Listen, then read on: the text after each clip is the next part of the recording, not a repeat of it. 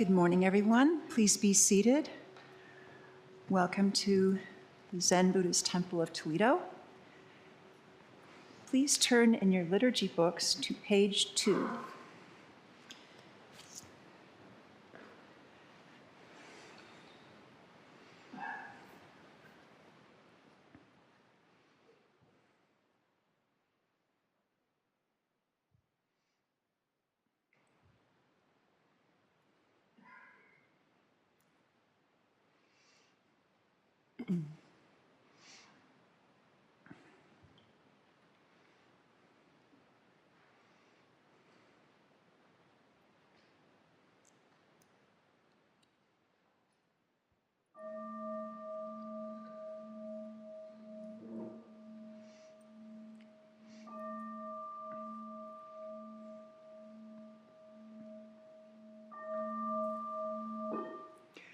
Gata of Atonement.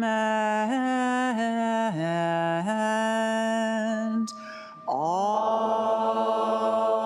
evil karma ever committed by me since of old, on account of my beginningless greed, anger, and ignorance, born of my body, mouth, and thought, now I atone for it all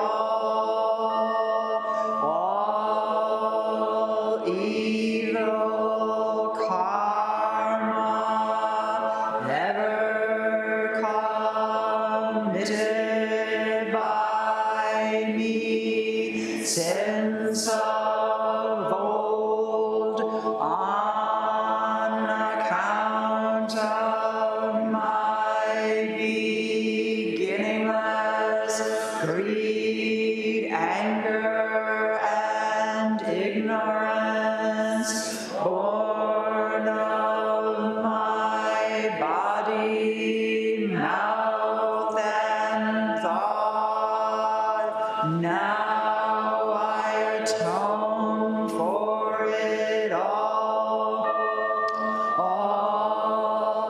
evil karma ever committed by me since of old, on account of my beginningless greed, anger, and ignorance, born of my body, mouth, and thought, now I atone for it all.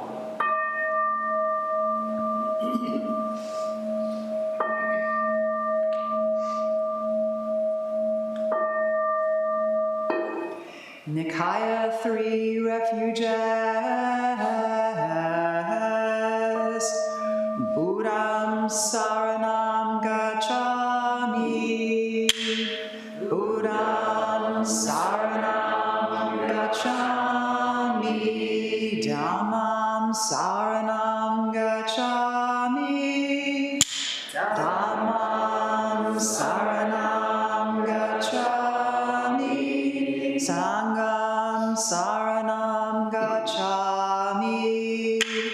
Sangham Saranam Gacchami. I take refuge in Buddha. I take refuge in Buddha.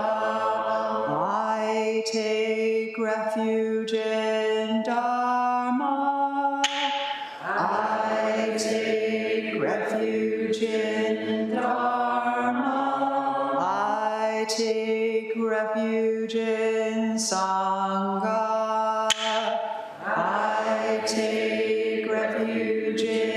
Sangha.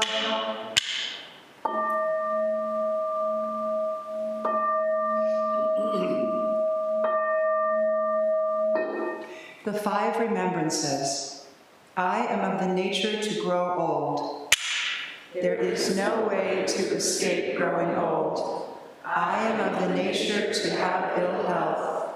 There is no way to escape having ill health. I am of the nature to die. There is no way to escape death. All that is dear to me and everyone I love are of the nature of change. There is no way to escape being separated from them. My deeds are my closest companions. I am the beneficiary of my deeds. My deeds are the ground on which I stand. I am of the nature to grow old. There is no way to escape growing old. I am of the nature to have ill health. There is no way to escape having ill health. I am of the nature to die. There is no way to escape death. All that is dear to me and everyone I love are of the nature of change. There is no way to escape being separated from them. My deeds are my closest companions. I am the beneficiary of my deeds. My deeds are the ground on which I stand. I am of the nature to grow old. There is no way to escape growing old. I am of the nature to have ill health. There is no way to escape having ill health. I am of the nature to die. There is no way to escape death. All that is dear to me and everyone I love are of the nature of change. There is no way to escape being separated from them. My deeds are my closest companions. I am the beneficiary of my deeds. My deeds are the ground on which I stand. This precious human life, rarely encountered, is easily lost. Now that I have life and opportunity, may I practice the Dharma wholeheartedly.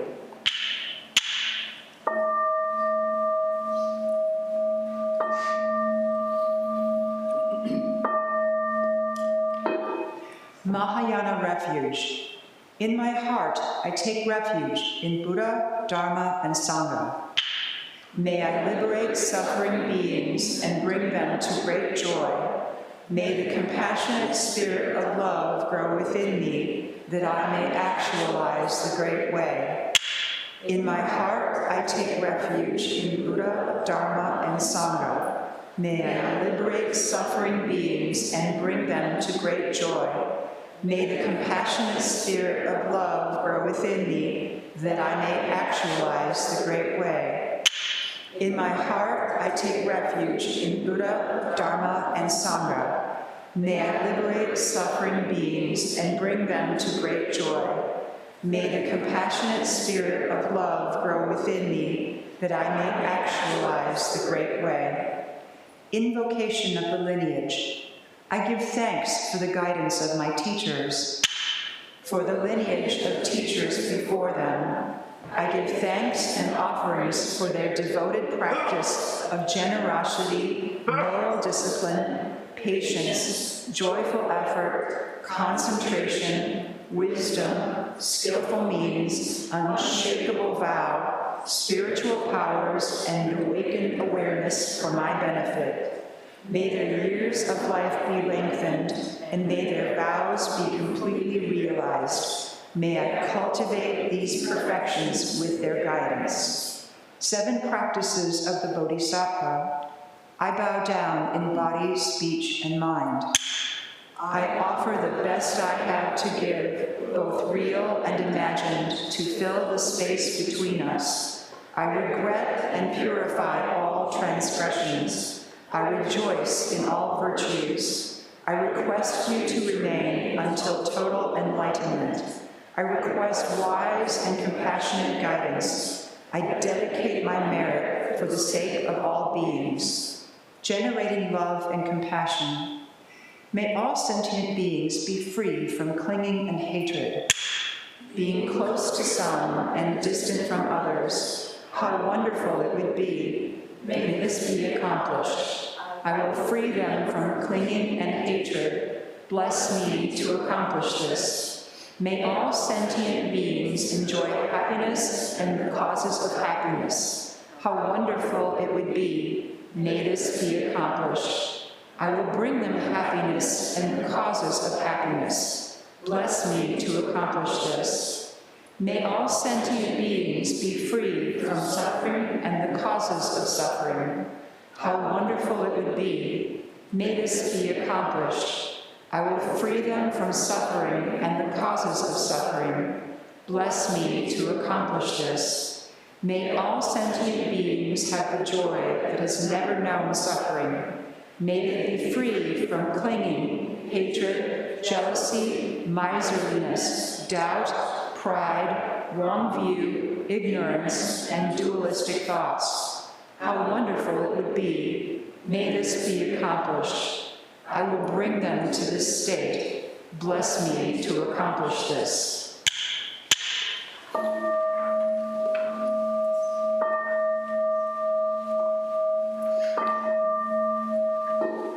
Today's reading is found in the spiral-bound notebook. If you have one, it would be under your cushion to the right or to the left. On page 32, we will read Fuji, Being Time.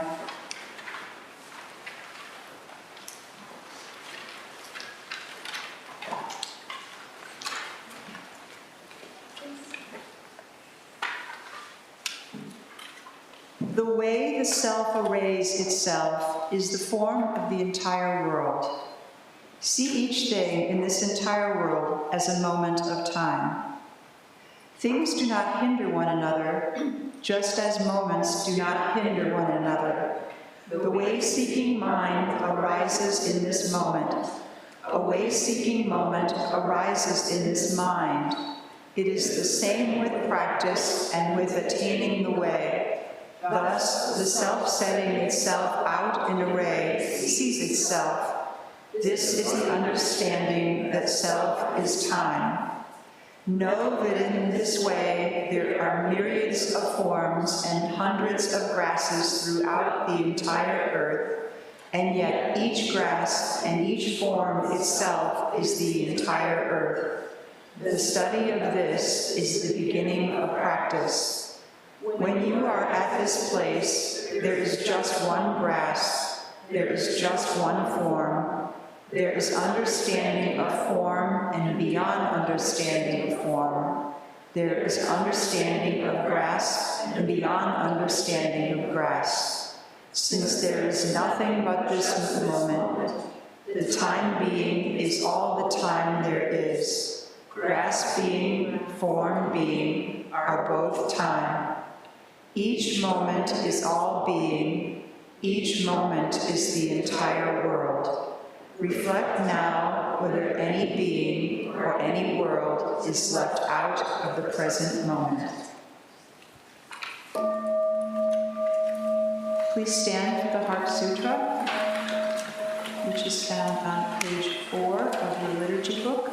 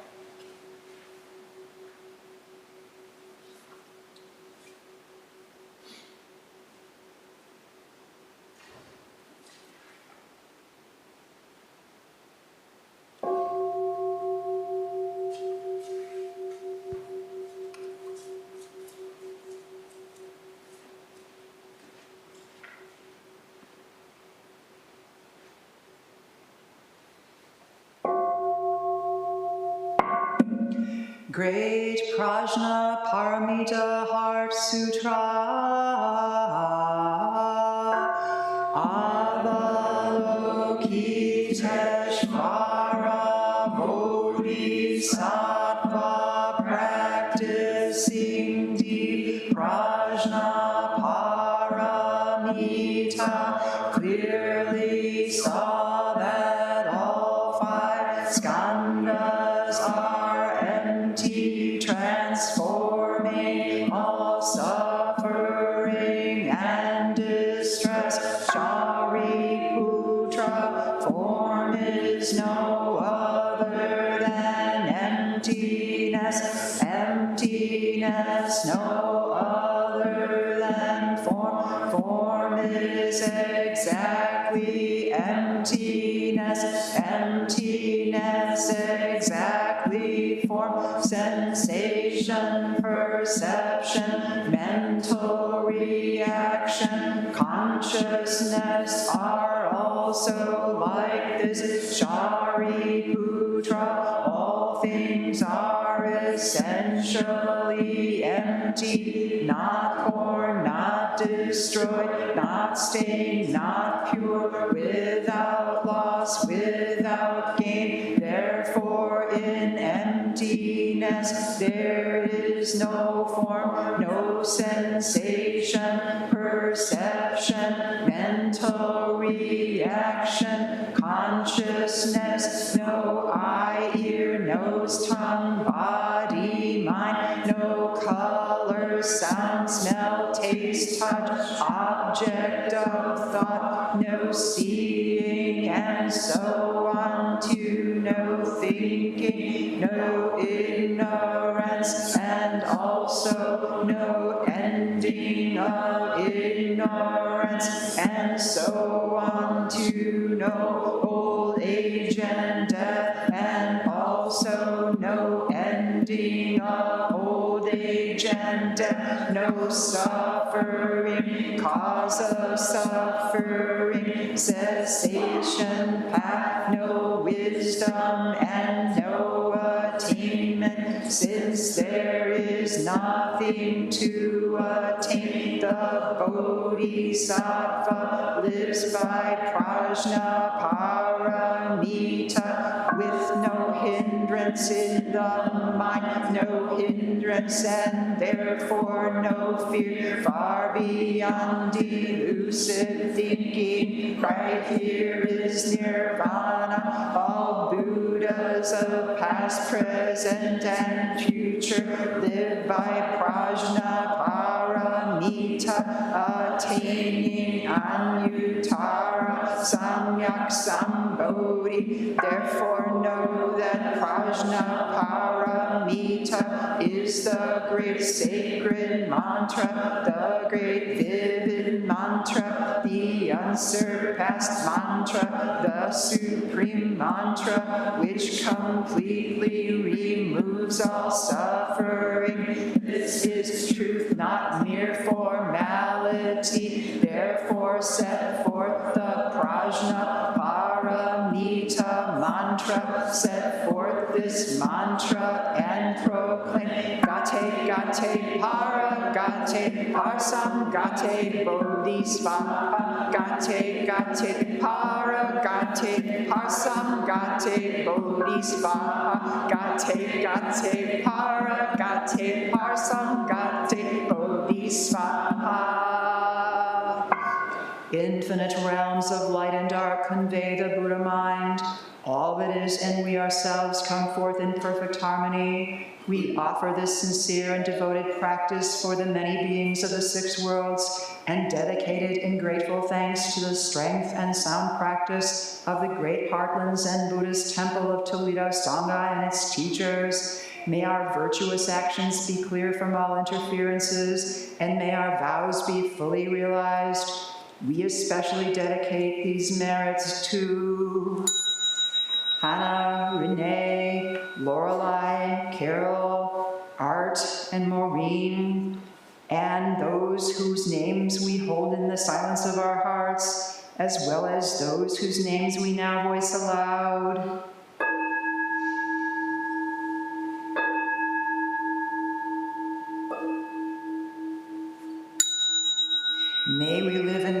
peace with Buddha Dharma, and may we realize the Buddha way together.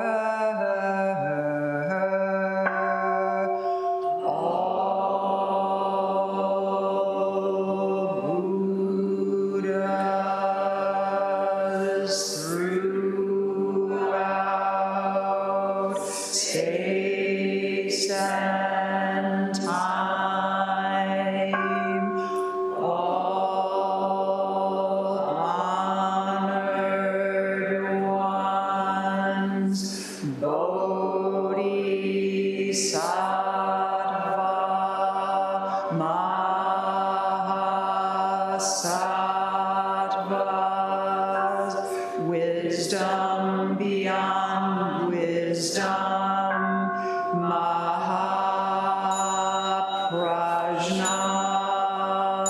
Paramita.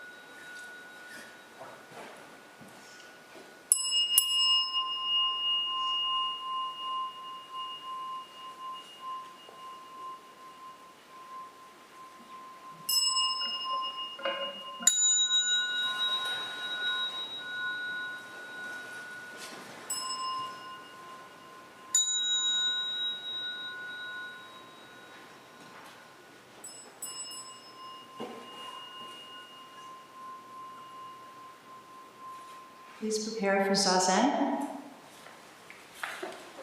New Dharma School kids, please meet me here at the Zendo.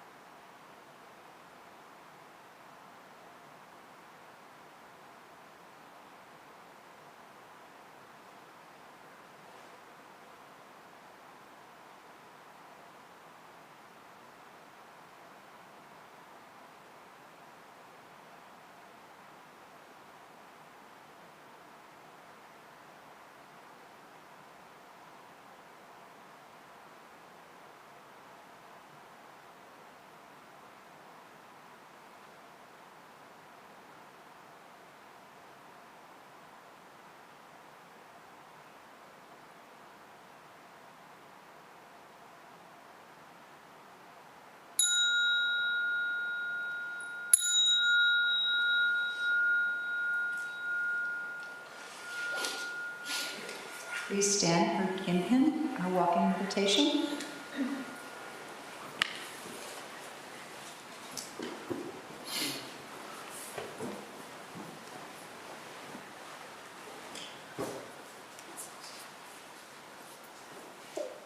At the sound of the clappers, the rows first toward the center and the third row behind them will turn to your right. The second and fourth rows will turn to your left. At the second sound of the clapper, you'll go to Shu and begin walking slowly, 1/2 step per breath. And then when the clapper sounds again, we'll proceed at a normal pace.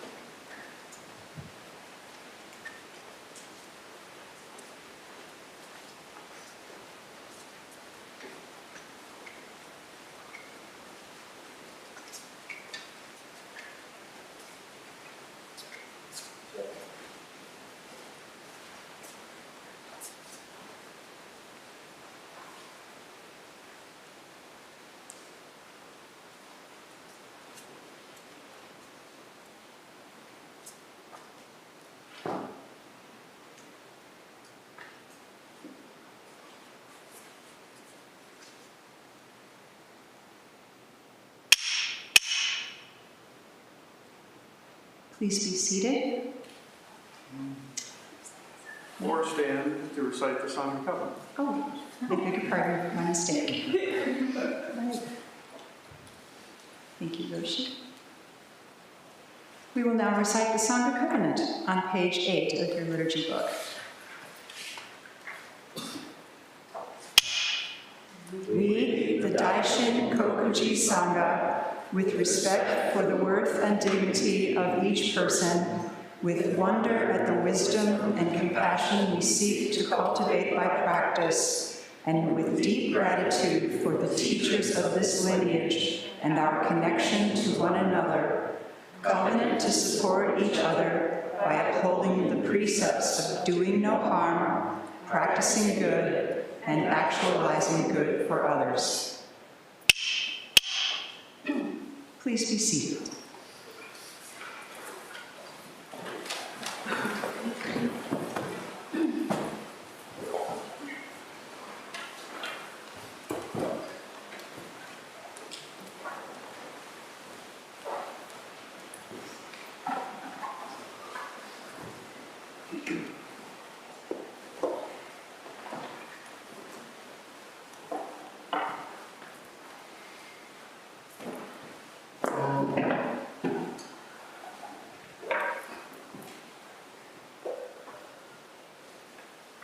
Turn to face the teacher.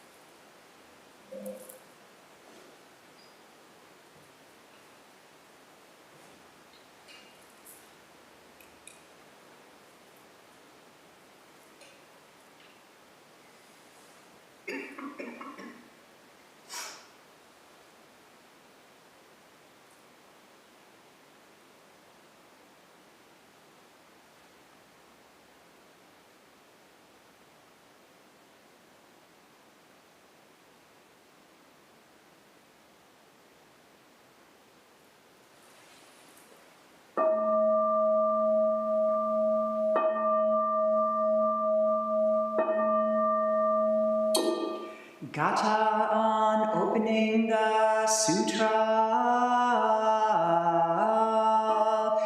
The Dharma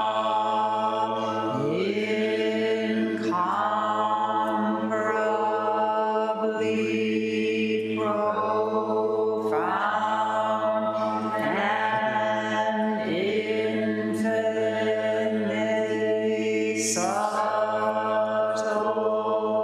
is rarely encountered even in millions of ages. Now we see it, hear it, receive and maintain it. May we completely realize the Tathagata's true meaning. Good morning, everybody. Thank you, as always, for being here. We've just completed a session, which you may know is an intensive retreat. And in Zen, it takes a particular form that is derived really from the most ancient times in the Buddhist tradition. And yet, it is clearly shaped by culture and time and community, as ours currently is doing the same. But the heart of session, it means touching the heart-mind. It means settling down, getting off the hamster wheel of your mind for a moment in spots, and actually paying attention to the great matter of our life, and the great matter of our death, and the great matter of what do we do, and who are we, and what is this anyway? During this particular session, it was noted that this completes our 12th full year's worth of session in this space, which is significant. The first retreat that we held in this space was the Rahatsu session of last year, and for those who don't speak geeky Zen terminology, that's the heavy-duty session once a year that commemorates the Buddha's awakening. And our community is reserved for those who have made the commitment or are making the commitment of becoming a formal Zen student. Myself and Doan Sensei in this space. You see the foolhardy in gray robes around you, and black as well. So that's kind of amazing. Here we are a year in, and I have to say things are still settling in, but have settled down. And the practice is strong. The practice as defined by people sinking into the Buddha Dharma and actually coming to real awakening, verifiably so, and having it actually make a difference in daily life, like the stuff that actually matters. You can count various ways. You can count attendance, you can count donations, you can count, I don't know, Jukai ceremonies. There's lots of ways you can think about these things.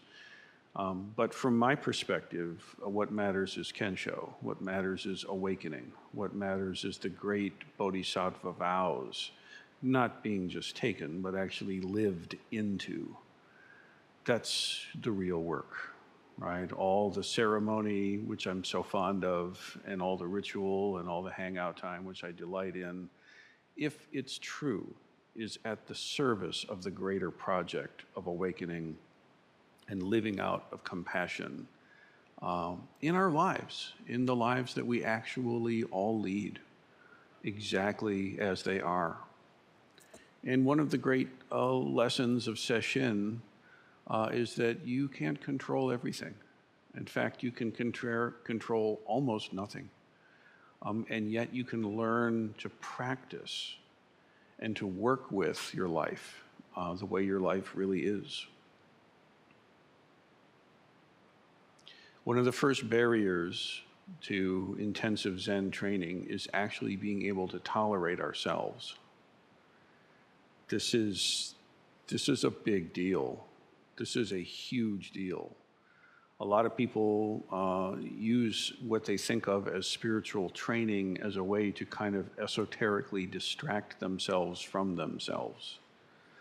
All kinds of sexy and interesting rites and rituals, all kinds of, heightened dopamine-inducing experiences, all kinds of et ceteras, basically as a way to keep the light show going, now appearing as spiritual practice. And this will not do. This simply will not do. We must learn to see through the light show. You cannot keep your mind from creating the light show, but you can see through it.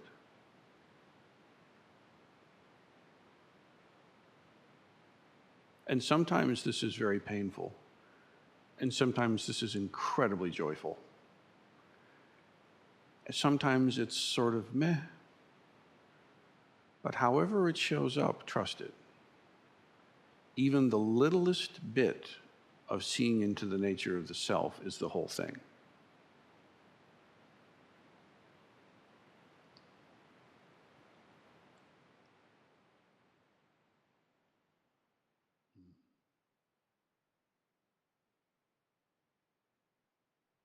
The Buddha speaks very compellingly past thousands of years of history and through many different languages, through many different voices, in fact, many different traditions of the Dharma, all wondrous, all beautiful. But the voice always says the same thing: awaken, awaken, Take heed. Do not squander your life. Realize it. The question then becomes, how do you do that without getting hooked? So when people start coming into the temple for the first time or 2 or 3 or 10, there's a lot of strange seeming stuff going on, you know? Grown men in dresses, people wearing bibs when they're not eating, you know, these strange little workstations on the floor. It's a lot of weird stuff. Bells and smells, okay? And my hope is that as soon as possible, just normalize that stuff. The point of all of these things is not to be esoteric and interesting, but rather it's facilitating the training of the Buddha Dharma. It would be like if you went to the gym for the first time and you're just amazed by all the machines and the equipment and you don't work out, but you like the shiny mirrors and all the, you know, and it's like, well, yeah, they are kind of shiny mirrors, but get over it, you know, we're here to do the workout, right? Does that make sense? So, you know, for me, I think my view is quite skewed in this because I had the karmic fortune to encounter Suzuki Roshi's face when I was about 8 on the back of Zen Mind, Beginner's Mind, you know. There I saw the face of the first Zen master for me. And in a way, it was just another face, and in a way, it was my own face staring back at me in a different form, and something very compelling. And so I was very lucky when I was young. I left Toledo, swearing never to return, and I sought wisdom in the East. I lived in Boston for 15 years. And began training in Zen. I found my way to an actual Roshi, which is amazing. And so for me, since like I was a teenager, Araxu, it lost its novelty pretty early on in the game. So I haven't been burdened by that. You know, the drag I'm in right now is just normal clothes to me. And it's normal clothes from medieval China. Actually, I mean, the koromo is such. The kimono is a contribution from Japan, and the big toga-looking thing, the okesa, that's right from the old man himself. That's all the way from India. But my point is to say that sesshin and retreat and even coming to service, as quickly as possible, please normalize. It's just here because it's helpful, that's all. It's nothing special. It really isn't. And yet it's miraculous.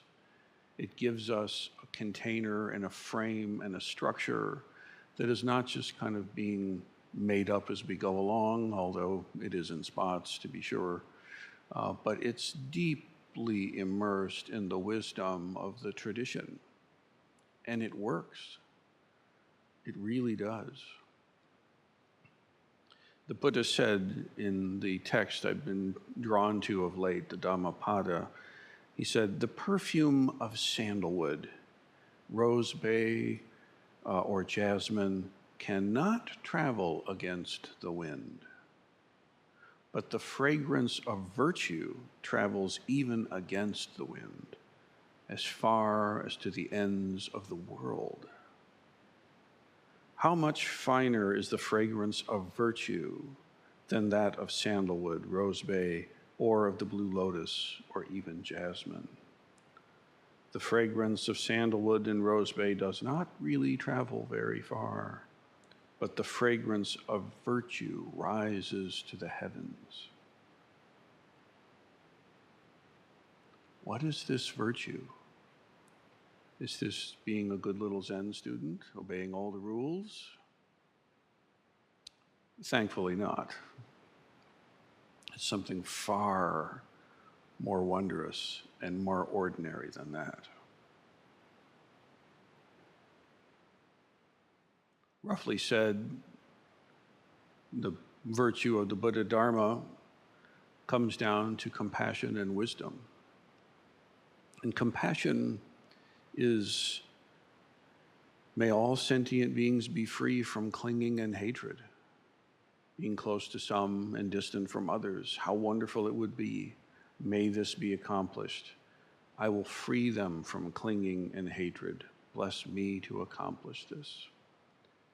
The sincere mind of bodhicitta, that of coming to awakening for all beings and seeing all beings as Buddhas, unrecognizing of the fact that it is so and suffering needlessly because of it.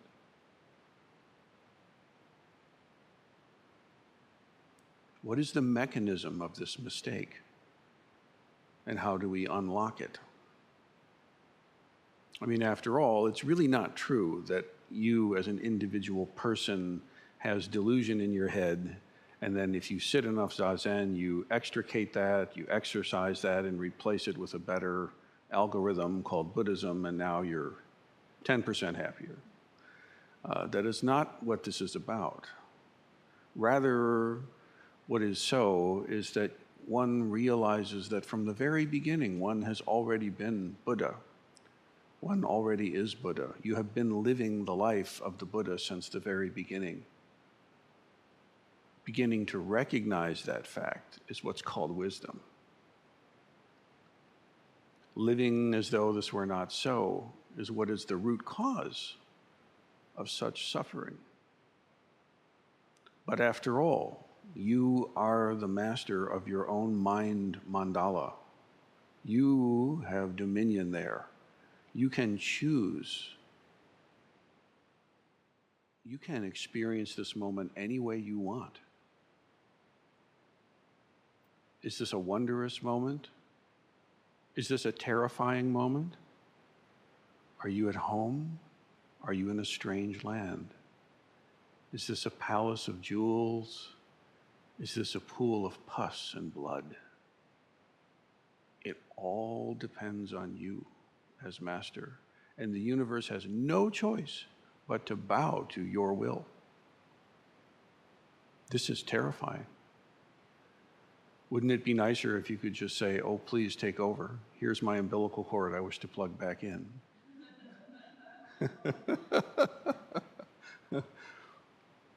But the Roshi will have no such business, will not play with such attempts. Relentlessly, the disciple is turned back to themselves over and over again. The structure of the prison is clinging and hatred. The baseline, how the prison functions, it's built on attachment to things to which one cannot attach. Perhaps you look in the mirror and you see a young, youthful, vigorous body. If that is so, I'm happy for you. Please enjoy this. But take heed. You'll look like this one day. Ah, no!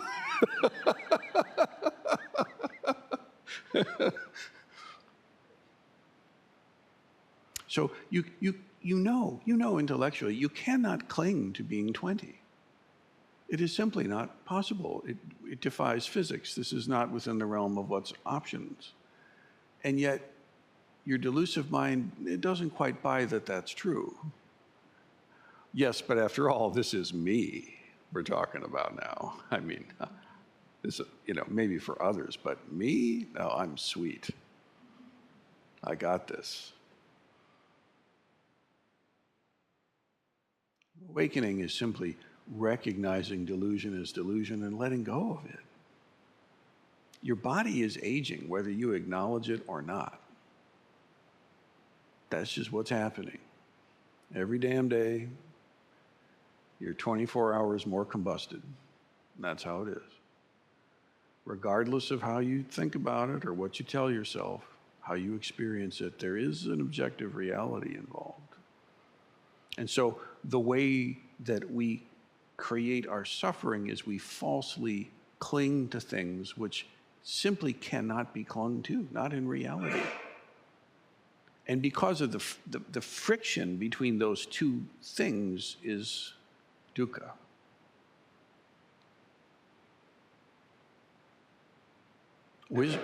Wisdom has to do with actually recognizing reality as it is and not just tolerating it, but living into it and living out of it.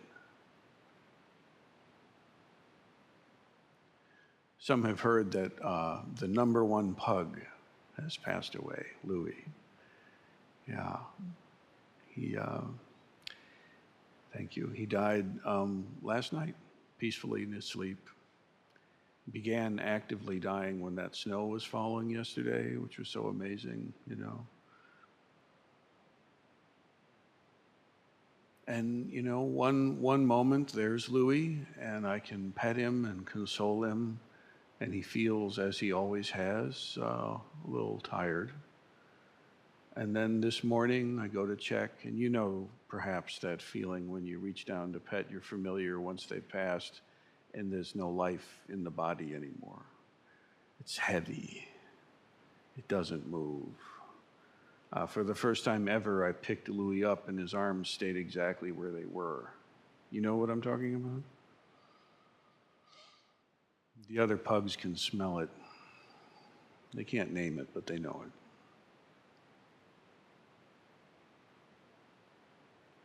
Now, luckily, we had the benefit of Louis. We used to do sesshin. This might surprise some of you in this space, but we were not always in this space. For years, we did sesshin out at what you'll hear referred to as the farm, because it was a farm, out in Swanton. And once a month, we would clear the decks in the living room and haul the zafus, probably some of the ones you're sitting on now. They'd get stuck into the van and hauled out there, and we would gather and do retreat. And Louis was sort of like the Zendo jester. He could go anywhere, and he could pee on anything to bring perspective and to make sure the teachings were always palpable.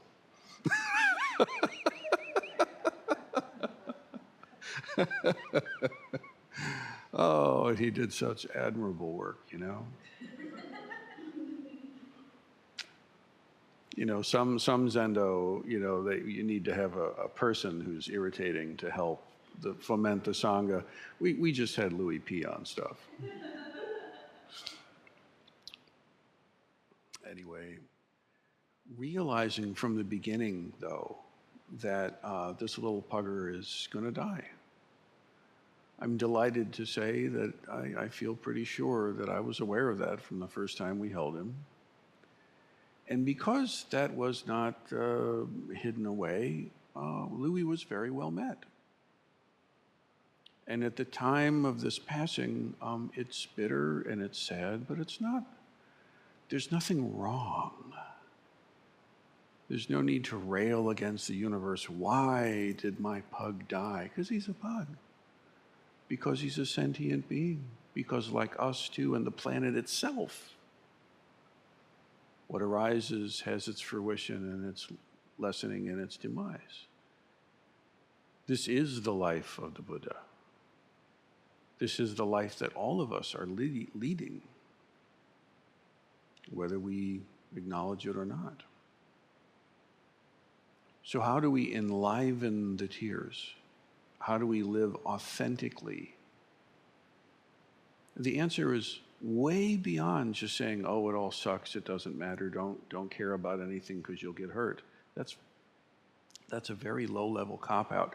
That too is just another prison. I mean, maybe you've tried that one. It sucks in there. It's really bad. So now what? If I allow myself to love, I get hurt. If I don't allow myself to love, I get hurt. What the hell? Do you know what I'm talking about?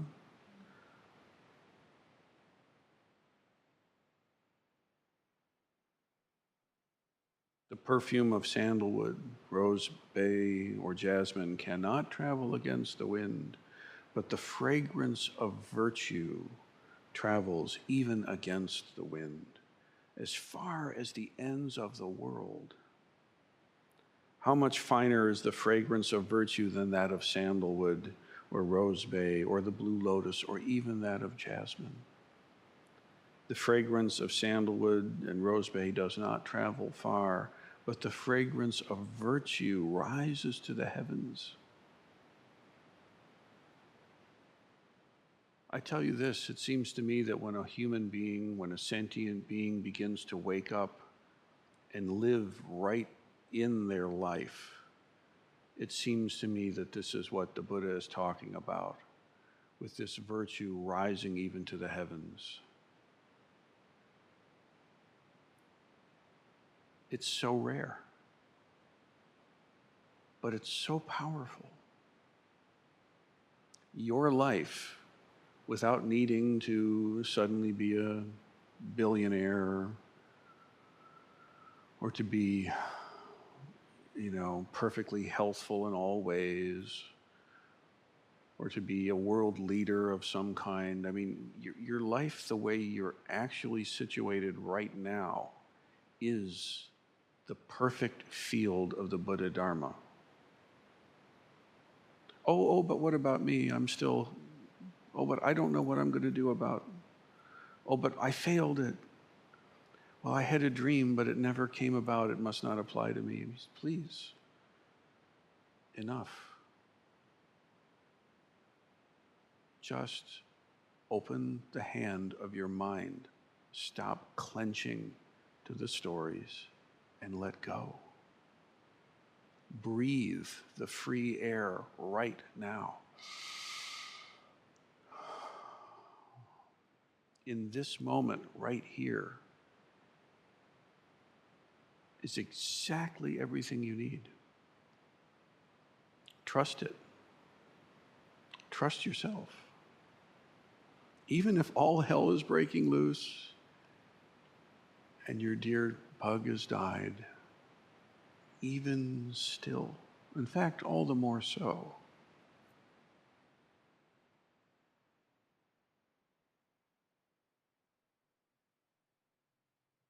within consciousness, reality is always distorted.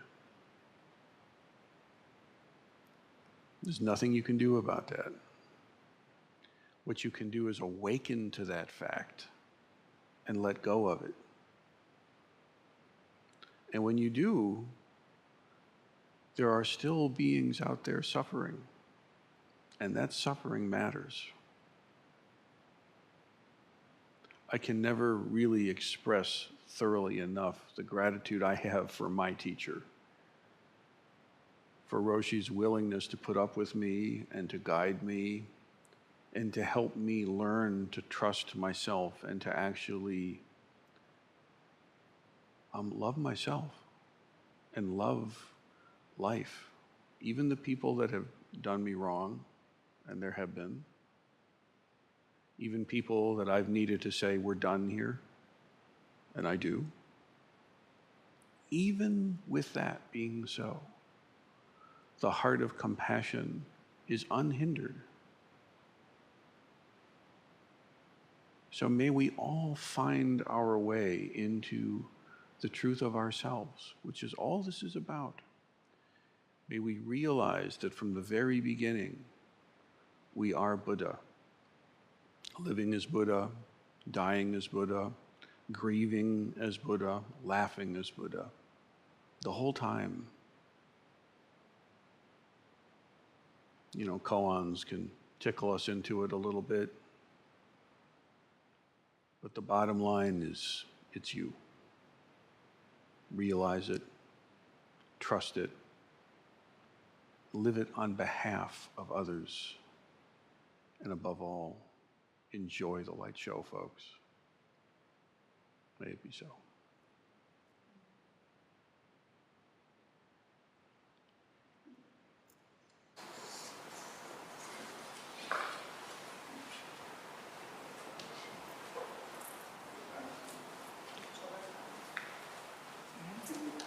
I can't hear you. Are the kids coming? The kids is coming. Are we sure? I thought we decided that wasn't a thing. It's not supposed to be. I don't know. I think that was Kyo- when we first started teaching, so I think today it's supposed to be. Kyoan asked to have the monitor come get them Today? today. Oh, okay. It's a good thing we're all patient.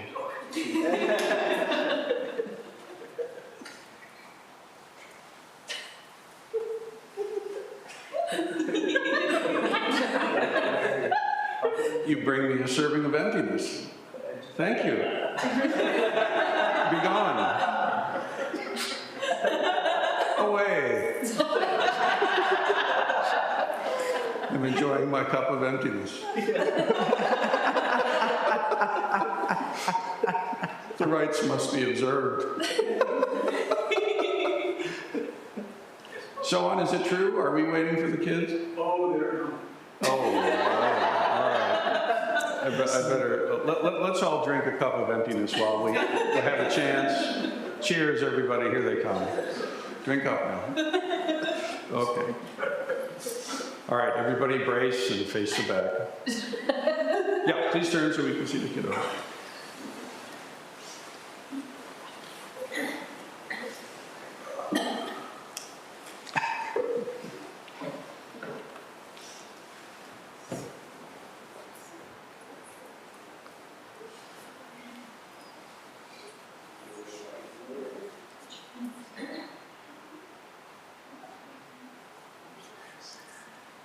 We're just going to grown-ups too.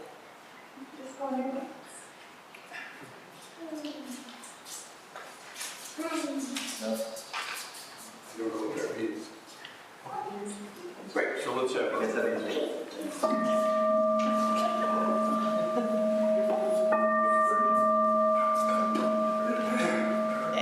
Download the song version. Please go.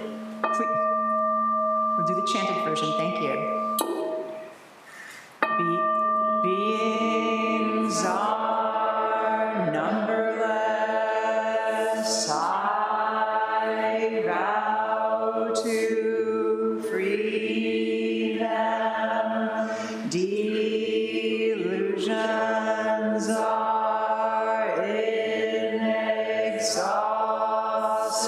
inexhaustible. I vow to end them. Dharma gates are boundless.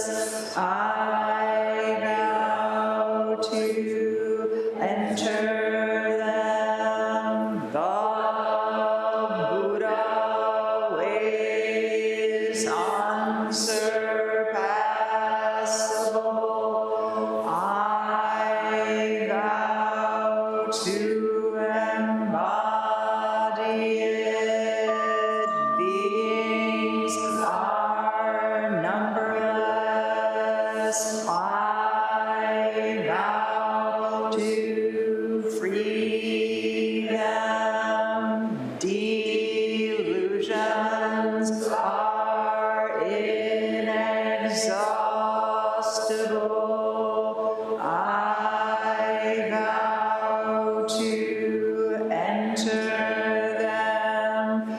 The Buddha are boundless. I vow to enter them. The Buddha way is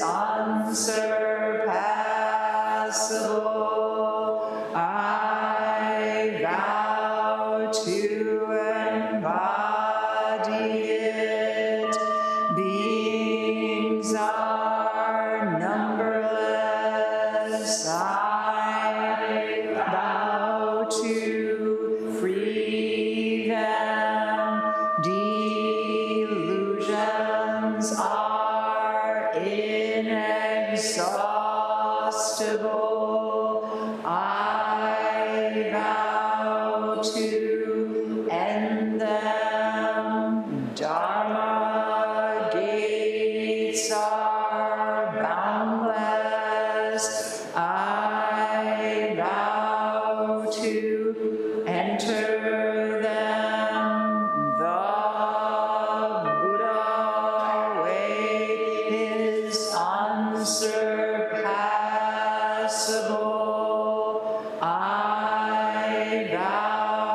to embody it.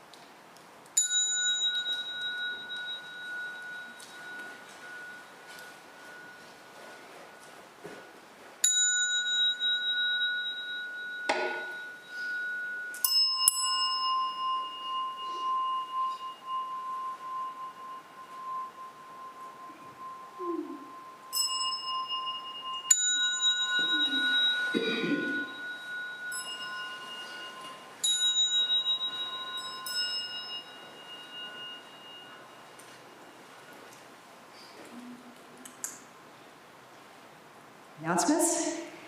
I have a couple announcements.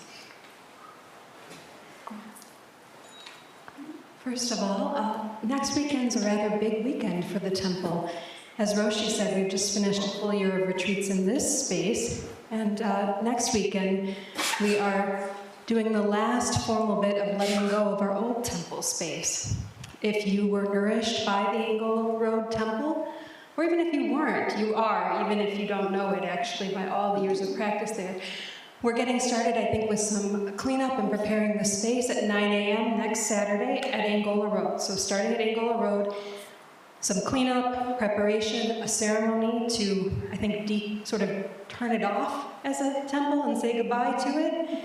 And then afterward, we'll be having a potluck lunch here and doing a practice together of creating an oral history of the temple in the afternoon. So if you can join for any or all of that day, everyone's welcome. We have more information on it on the Facebook page and in your newsletter, and you'll get an email about it. We really hope to see everyone here. So that's next Saturday, a week from yesterday. And then the next morning, we are having our first in-person eye-opening ceremony for the Sangha since the pandemic. If you've never done this before, or if you have, this is Bring Your Buddha Image to Temple Day. You bring your home altar main image in if you're a temple member, and you'll have its eye opened in a special, really fun participatory ritual. And then it'll be connected to the temple's image thereafter. So if you're a member and you have a Buddha or a Bodhisattva image on your home altar and you want to bring it in, come next Sunday and bring it in. And if you already have participated in that in the past, you've already had your image's eye opened, bring it back for a renewal and to spend some quality time at the temple with the other Sangha Buddhas. If you'd like to be on the liturgy, or setup team for that ceremony on Sunday, I'm organizing that, I'm Vise, and I would love your help, so let me know if you're available. And then I think Reverend Kaishin has, or someone else. Does someone else have announcements? If not, All right. So my name is Kyon. I was today's Dharma school teacher. Today we focused on Sangha and what it means. It means community, right? So with the kids, we explored all the different communities we belong to, families, school communities. We even have a stuffed animal Sangha in the house. Yeah, it's pretty cool. So sent home 2 things with the kids. One is just a little graphic of thinking of Sangha, not just as the Buddhist practitioners, but expanding that. And there's even an old school picture here of our Sangha. This is where my son was probably 7 years old, so this about 10 or so years old. Anyway, still relevant today. And a little mindful minute rubric, the mindful minute, aka Zazen for little ones. We only have to do 1 minute, nanny nanny boo boo. So anyway, so for families, this is something you can practice at home. It gives you a picture, gives you the information. Hang it on your fridge, put it by your altar, and encourage that home practice for kiddos too. So thank you. So I don't know if you guys remembered last week I said in 2 weeks there's going to be an ordination. No. Now, in 2 weeks, there's going to be ordination. Our last 2 novices, Zuise and Yugen, are going to be ordained as priests in the way. And I'm sure if you remember, you've already gotten an email regarding this, but we can't pump this up enough. It's been a wonderful journey in the seminary, and we really look forward to these 2 new priests coming fully online. So, thank you. Oh, I'm assuming there's food and refreshment and fellowship afterwards, so please meet us out in the common area.